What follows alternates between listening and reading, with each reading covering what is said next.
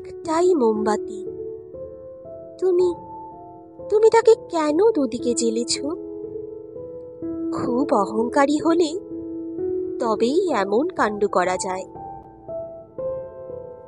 তুমি এত অহংকারী কেন? চোখে চোখ রাখতে গেলে অন্যদিকে চেয়ে থাকো, হাতে হাত রাখতে গেলে ঠেলে দাও। হাতের আমলকি মালা হঠাৎ টান মেরে তুমি ফেলে দাও, অথচ তারপরে এত শান্ত স্বরে কথা বলো যেন কিছুই হয়নি, যেন যা কিছু যেমন ছিল ঠিক তেমনই আছে।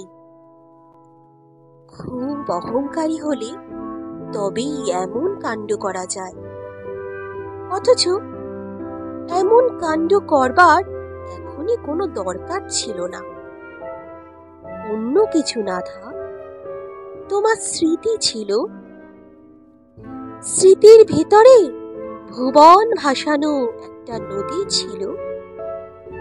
তুমি নদীর ভেতরে ফের ডুবে গিয়ে কয়েকটা বছর অনায়াসে কাটাতে পারতে, কিন্তু কাটালে না।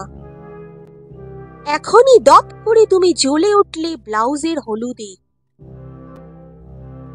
খুব অহংকারী হলে তবেই এমন কাণ্ড করা যায়। তুমি এত অহংকারী কেন?